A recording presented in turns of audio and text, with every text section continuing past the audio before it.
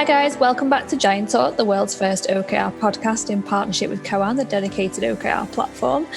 Today we're bringing you another episode of our OKR Toolkit, and we're talking all about values and culture and why it's so important to focus on these areas when it comes to the success of OKRs. So with me today I have Georgia. So Georgia, can you introduce yourself to our listeners please? I can. Hi everyone. I'm Georgia Parker and I lead the OKR culture practice for There Be Giants, which means I generally get to intervene/interfere in OKR implementation when we're really working around the human aspects of leading people through change, essentially. Perfect. Thanks, Georgia. So, values and culture. First off, what's the difference and what do we mean when we say values and culture? Well, that is a very interesting question. The fact that we even need to ask that question indicates the range of answers that are possible because it means different things to different people in terms of the lived experience that we're having. So generally, though, we tend to describe culture in a shortcut way as being how we do things around here, the way in which we as a team or as an organisation work together, organise ourselves. But of course, that can be both conscious and unconscious, and much of organisational culture is often unconscious, as in its sort of patterns of behaviour that people have gotten used to over time, and newcomers join in and slip into kind of before they've even realised it. And we often learn that quite informally, as well as through our sort of induction or onboarding training, when we're presented with perhaps the company values. So values are the things that we as individuals or as organisations we value them. They matter to us. They're our priorities. And typically in organisational culture, we define and publish and share our organisational values because they represent what we want to stand for or what we believe we do stand for. However, in practice, it may well be that actually other values unconsciously are driving behaviour more than the explicit values that we're making known to people. So, culture and values can encompass a huge amount that can really vary, actually even from team to team within organisations. So the key thing about all of this work around culture and values is dialogue and discussion and not making assumptions. We have to really get into quite detailed conversations about what this particular word means and how we want to apply it in our culture as a values word. Yeah. And I suppose for values as well, like you say, what this particular word means, it might mean that it means something for you, it means something for me, and it means something completely different for someone else. So it's being clear, like you said, on what that means for the organisation. Exactly. Yeah. And that's why we tend to make lots of assumptions that you and I mean the same thing when we talk about, for example, independence. Independence isn't a typical organisational value, but it's often a personal value for people. But what independence means, say, when you're 14 years old or 24 years old or 84 years old, the essence of the word is the same, but the practical application is very different. And the behaviour that goes with that is very different. So our values personally do change and grow with us throughout our lives.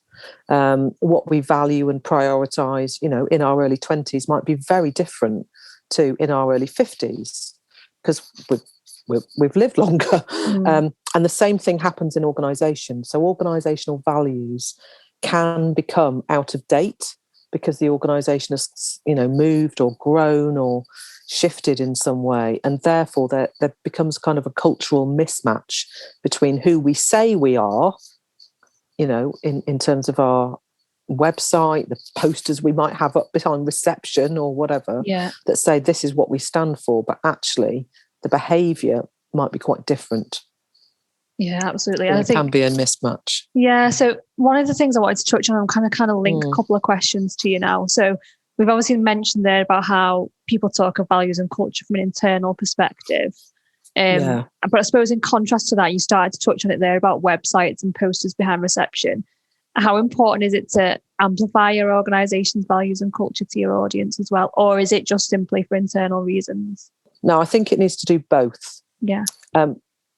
And a good set of organisational values that have been worked through with an organisational engagement programme will encompass both values that have meaning internally and those that have meaning in terms of kind of customer facing or external values, but can be applied in both settings.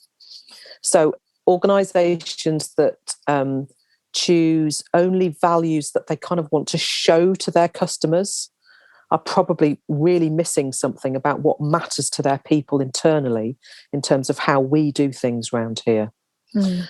And of course, what's experienced on the inside of an organisation will show up on the outside with the customer. I mean, anyone listening to this can think of examples of bad customer service that you've had over the years.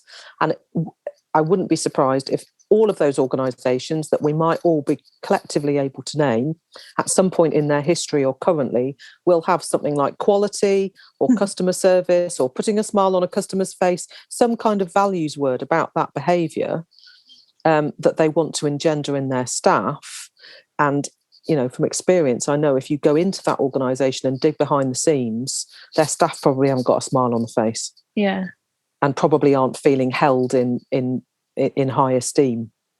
So we have to really determine what the values actually mean in behaviour terms, i.e., what are you and I going to do as employees of this organisation every day to bring this value to life? So I always really recommend take the values word, teamwork, independence, customer service, quality, whatever it may be, and bring it to life through dialogue. Okay. And you may have different word sets, if you like, that are for internal use and external use. So here's an example. Respect is often a value that organisations choose. But what does respect mean to you? What does it mean to me? If I'm to be treated with respect, that might be quite different to how you would like to be treated with respect. There are some common courtesies that we would kind of accept and understand. But for example, in the kind of client world that I work in, a values description would be something like, to bring respect to life, it could be, for me, it would have meaning, I will take into account others' perspectives in meetings, listen before making judgments, and be open to dialogue and discussion. That for me is respectful behaviour. Well, you know, if you're in the army or the royal family, you call your seniors sir or mum, and you curtsy in front of the Queen. What, yeah. You know, we've learned that from Meghan, haven't we? She had to learn how to curtsy. And that is a demonstration of respect in that particular culture. And an omission of that, someone failing to do that, would be seriously reprimanded, or it would be very noticeable behaviour.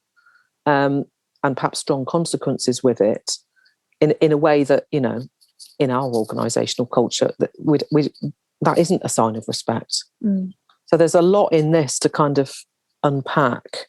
And I always encourage organisations not to have those sort of waffly statements like, we aim to treat our customers respectfully, or we will try to. Yeah. You know? Do it. Yeah. Yeah, it's a bit like how we write OKRs. Yeah. You want something punchy and meaningful. And deliverable, rather than kind of, we'll try. And that we can be individually held account to. Yeah, because I could have feedback about whether I was listening before making judgments, or did I seem open to dialogue and discussion, as well as, you know, noticing that behaviour in colleagues. Yeah. Does that make sense? Makes real sense, yeah, definitely. And I think one of the things that I was kind of thinking when you were talking about it is it's all well, especially from my kind of point of view as someone that works in marketing, it's all well and good putting these words and these phrases onto posters and to websites and everything like that. But people will quickly find you out if that's not actually how your organisation is run. So exactly. So what's very interesting about working with values in organisational culture is when an organisation chooses, or has to, for whatever reason, goes through a values review or a refresh, or is a new organisation starting from scratch, the values that people call out as being important in that place of work are very often the things they are not experiencing enough of and want more of. So teamwork's a good example, or open communication. When people choose those words and say these things matter to us, it's because they want more of it. And that is then quite a subtly different message to what we might want to say to customers about how we will communicate with you. Yeah. So really interesting. A lot of dialogue. Yeah, really interesting that you mentioned dialogue, teamwork, and communication. Because the next thing I wanted to touch on was when it comes to OKRs, how can culture kind of affect their success? Yes, massively, make or break in many ways.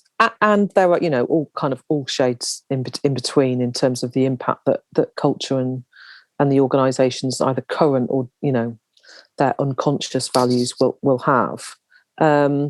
I think the key thing to say is that OKRs have a set of principles go with them that are actually values: transparency, accountability, agility, so on. And we take those words and we can still make lots of assumptions about what that might mean in our clients or in the organisational context. And we need to unpack that too. So, transparency is a really key piece around OKRs. Everyone can see what's going on. No one's excluded. And yet, if something were commercially sensitive, how do you handle that? It's not necessarily everything is transparent. And if we take transparency to the nth degree, we potentially overwhelm every single person in the organisation with far more OKR stuff than they need to know, can handle, and it can have the opposite effect. So a value is just a word until we define how we want it to mean, what we want it to mean in working together. Koan is a purpose-built solution for managing your OKRs, helping your teams achieve their objectives, getting them aligned, and absolutely helping them stay engaged.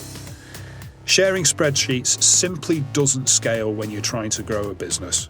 With Koan, you can scale OKRs across your entire company whilst keeping the teams motivated and moving in the right direction. Now, Lawrence, there's lots of things we love about Koan, but tell me one of yours. So I've got to say, one of my favourite things is that Koan just allows you to have a bit of fun with the OKR process. Yeah. In series 2, I think it was episode 3 of this podcast, we actually spent about half an hour, 40 minutes talking about the importance of making OKRs fun for your team. Yeah. And Koan allows you to do that perfectly. Yeah. Even just things like adding a GIF to your reflections adds some real personality. And I think I probably waste far too much time each week looking for the perfect GIF, to be honest. But it allows that fun throughout the organisation, and that's something that's really important if you're going to keep people engaged. You are known for having the best GIFs Thank you very much. In the team, definitely. So if you would like to find out more about how to make OKRs fun whilst using a great system, then pop along to Koan, that's KOAN.co/giants, where you'll find also a great paper that we co-wrote with them on how to build accountability and collaboration using OKRs. It's almost like the values and the OKRs very much fit together because, like we always say, like you've just said, their values are going to be different for each organisation. Even if it's the same word, they could potentially mean something different. Yeah. And that's the same with OKRs, isn't it? Like, yes, there's a set of principles when it comes to OKRs, and 80% might be the same across every organisation. But there's always going to be that flex where it's a little bit different for when and how it's kind of applied, really. Yeah. And this is why OKR implementation, like any significant change program in an organisation, takes a lot of time, particularly from leaders and senior leaders in getting clear and getting aligned about what we mean here, so that then we can demonstrate that in our behaviour, because that is what gives us the strongest clues about how we do things around here. Leaders and managers cast a shadow in the organisation, whether they're aware of it or not. So, a leader that then appears to others to do something that's, contrary to that value and the behaviour we've just described, then just undermines it. And what people learn is, no, really what we value around here It's hanging on to my own agenda, winning the battles, building my power base within the organisation, as an example. Almost like the hidden agenda. Yeah, exactly. Yeah. Kind of what's under the surface. Yeah, definitely. Yeah. So if someone's listening to us having this chat today and they're thinking, I'm not sure whether we've got a culture problem, is there any kind of signs they should be looking out for? Well, the fact that they're even thinking, I'm not sure whether or not we've got a culture problem, is probably a first sign. Yeah. So, our own experience and our own feelings about going to work, being at work is a big indicator. It's probably easier to spot and notice the sort of unhealthy aspects of culture, because when culture's healthy, most people are able to really enjoy their work. They're engaged, they're productive, they're committed to it. We don't notice things going well as much as we notice things not going well or not working so well. So, people who are prepared to speak up but not in front of their manager, sign of something going on culturally, perhaps. People not turning up on time for meetings, or they haven't actually followed up on actions that they're committed to, or there's some, reason why they haven't. That says their priorities are elsewhere. Could be all sorts of reasons for that, but it might be that culturally, the message is other stuff matters more than OKRs, maybe, or everything matters equally, which is very challenging. Clearly people's sort of mental and emotional well-being, how they're feeling, whether they're in overwhelm and, constantly feeling that they can't get on top of workload and suffering as a result of that. If it doesn't, it obviously tips into psychological safety. If it doesn't feel safe to be yourself at work, to speak up, if you don't feel included or welcomed for the person that you are or the team that you are, can you be truthful? Can you tell the truth in your organisation? And then there's all the other sort of harder measures around what the data's telling us, like sickness absence, or, complaints coming in, or disciplinary matters, as well as the financial stuff. What do the figures look like? The reality is, it is very difficult for any business, I believe, to sustain healthy financial performance with an unhealthy culture for a significant period of time without a lot of staff turnover, because people get burnt out and get fed up and move on. So you can keep the unhealthy culture going as long as you keep bringing in new people who give what they can until they can't give any more, and then off they go. So high churn in staff numbers can be a sign as well, as can no churn at all. So if no one ever wants to go anywhere else, we reduce the ability to bring in new ideas, new influences, and we all start to think the same. That's not necessarily a healthy culture, even though people may have identical values and really shared understanding of it. It's become a closed loop. So, yeah. Do you think with obviously the current kind of situation we're all in, the last 12 months, the kind of blurred lines between being in work and being at home, do you think that's impacted more on kind of organisational cultures, with people maybe not having the space to speak up in situations because it's all done on Zoom, or not having that switch off when it gets to 5:30 and the blurred the lines, basically? I think it's impacted people in all sorts of ways that many people maybe haven't even noticed consciously, but the reality is that for people who are working from home, perhaps for the first time or far more frequently than they might have done an odd afternoon here or there, you are now in your own home culture. Whether you live by yourself or you live in a family unit or whatever your living arrangements are, you're not in your place of work. So the geographic location acts as a marker between, I now step through the doors of the office building and, this is the accepted behaviour. We don't go into work drunk or in our pyjamas. I'm not suggesting that people turn up in Zoom call drunk, but they do it. I mean, certainly we all do in pyjamas from the waist down. So already just that as a little example shows a blurring of cultural lines, if you like. And of course, some people in their home situation have got no space to work properly, or they've got young kids around, or, you're working on something and other people can hear. Many people don't like online meetings at all and therefore don't contribute. So, there's a whole load of stuff that's impacted on organisational culture in the last year. And I think those organisations who have really paid attention to that, stayed close to their people, checked in with them lots, will have anticipated and understood better what was happening to their culture than those that have not done that kind of engagement and checking in work with people. Yeah. And like you say, I think there's a lot more going on externally for people. Like you say, could have kids at home or anything like that, which needs to be taken into account when people are considering the work environments. Just think it's really interesting the last 12 months, really, when it comes to all this kind of topic. So when it comes to improving organisational culture, obviously it's quite bespoke for each organisation, but are there kind of any top tips you would share? Yes, and I do feel I bang this drum very often, but it starts at the top. And you need to understand where you are as an organisation culturally. So if you haven't got good data about that, if you're not doing regular, for example, employee engagement surveys or organisational health checks or culture surveys, get some data.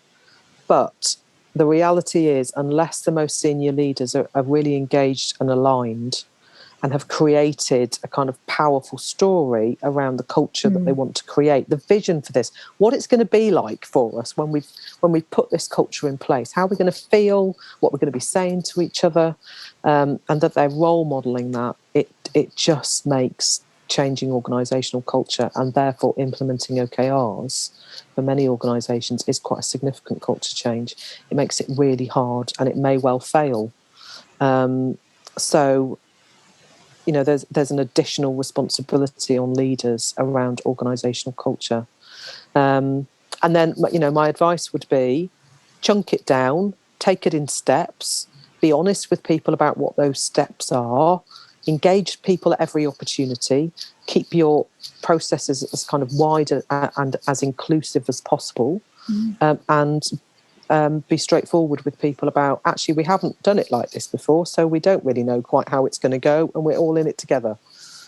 But what we want to do is involve everybody, or as many as possible, in choosing, who we are as an organisation, what we stand for, and what do we need to do, how do we need to behave with each other to deliver our goals, our aspirations, our big moves, our strategy, our growth plan. Because what got us here may not get us there. Yeah. It may not get us there. I think it's really interesting, something you mentioned there about a story. Yeah. And it's almost like this is the start of the story, or this is the turning point in the story. So where do we want this story? Maybe not to end, but where do we want this story to go? Yeah. And what do we want to be in this story? So I think that's a really interesting way of putting it. And leaders at every level, and I mean, from the CEO right down and through the organisation, anyone who's got any line management responsibility or technical leadership responsibility needs to be able to tell that story convincingly in their own way. Yeah. Rather than, I've been told to tell you that, which never lands well with people. No, it's almost like, I believe this. Yeah, it's interesting. In our OKR master training program, development program, we've got a whole piece around creating a powerful change story and a vision. Because without it, it's very hard to engage people around that. It's like saying, we're all going to go on a journey. So I'm going to say to you, Jen, right, we're going to go on a journey. Where are we going? Well, I can't tell you. Yeah. Right, what do I need to pack? Well, I don't know. I can't tell you. When will we get there? I don't really know. We need to have that sort of destination in mind. And that's just natural for humans in terms of preparing for change, really. I'm a planner as well, so I wouldn't like that. Yeah, no, you wouldn't like that. No, I wouldn't like that either. I like to know where I'm going. And most people do. That's part of our makeup around psychological safety. And then we can put a bit of trust in, and we'll step into something unknown because we've got a sense of where it might be heading. Yeah. Something I've read quite a lot about recently is kind of people desiring purpose over kind of a paycheck in their role. So more and more people value that purpose. So it's including them in the vision and including them in that journey, because that's where the purpose comes from, over the fact that they're going to get X amount of money for just completing a mundane task, 9 till 5 kind of thing. So really humans, we want to feel that our lives have meaning. Yeah, definitely. And that, the place where we probably spend most of our time and attention, if we're honest, at work, particularly with the blurry home life work boundaries these days, that time, that effort, that energy that we've given was contributing something to the greater good. Not just earning profit for shareholders or not just kind of paying my monthly bills and keeping my family going. We want to feel that, you know, who I am as a person is making a contribution. That's really important. And there are wonderful ways to work with purpose in organisations. I've done lots of it over the years, where connecting people to their personal purpose, and then you come together as a small group, and how can you find a collective purpose, and how can you bring that up into the organisational level? And it's very, what's the word I'm looking for? Inspiring, actually, for people. Releases a lot of energy to get behind something. Yeah, definitely. I can see that. And can minimise some of the fear and the anxiety around it. Great. Just before we go into any kind of final thoughts, I just wanted to touch base on something you said there. You mentioned our master program. So if any listeners are listening to this and wondering what that is, there'll be a link in the show notes to our academy where you can find out more about that. So Georgia, Thanks, no, it's all right. So Georgia, any final thoughts you want to leave our listeners with after today's episode? Yes, I will share one with you that is not my thought, but I will tell you the person it came from. So Peter Drucker, who is no longer with us, but was really known as the management guru. Far too many books I could list to mention, really. But his famous quote is, "Culture eats strategy for breakfast."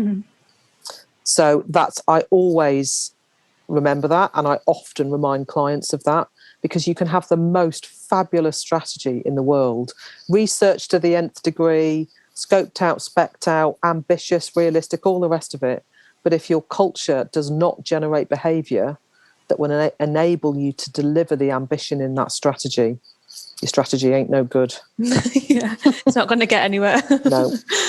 Great. So, a message from me is, it is a piece of work on top of the daily operational job to create healthy cultures and bring values to life in organisations. It takes conscious, thoughtful effort. It takes testing, learning and adapting together in a psychologically safe space. And there can be a lot of work just to create that in the first place. And I think we could probably go on and talk about this topic for a long time. We probably could. Yeah, but we'll probably revisit it again in another podcast episode in the future. So Thank you for joining me today, Georgia. No problem. We hope you found today's episode useful. As always, we always ask for feedback. So if there is anything you'd like to ask Georgia, or just feedback on the episode, please feel free to reach out to us on social media. That's either via Twitter or LinkedIn, or you can get us an email at growth@therebegiants.com. And we'll see you next time for another episode of Giant Talk. Thanks, Georgia. Thank you, Jen.